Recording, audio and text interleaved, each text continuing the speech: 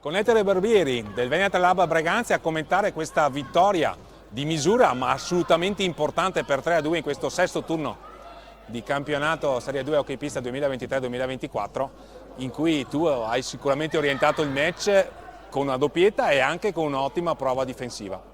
Sì, siamo riusciti a vincere, è stata una partita che ci ha dato ragione.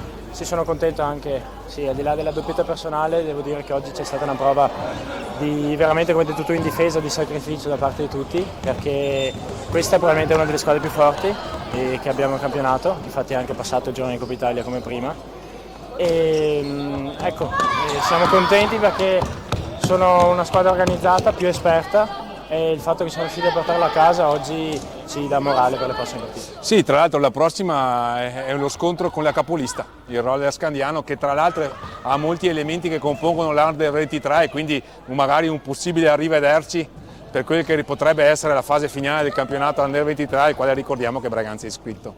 Sì, esattamente, sono una squadra anche loro giovane, che comunque giocatori che militano da più di qualche anno nella Serie A2 e sono prima in campionato, quindi questa la dice tutta. Sarà sicuramente una partita difficile che noi dobbiamo affrontare come quella di oggi, se non cercando di perfezionare ancora qualche cosa, sempre per ambire a qualcosa di più. Nella capacità di soffrire probabilmente avete conquistato questa vittoria, perché Roller Bassano, hai ragione, ha dimostrato di essere un'ottima formazione, siete stati bravi anche a compattarvi in difesa e a soffrire quando ce n'è stato bisogno, appunto.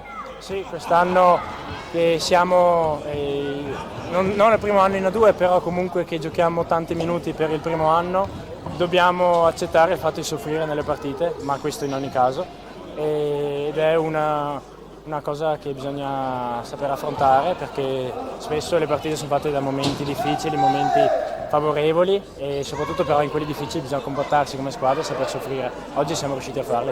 Com'è la collaborazione con la prima squadra?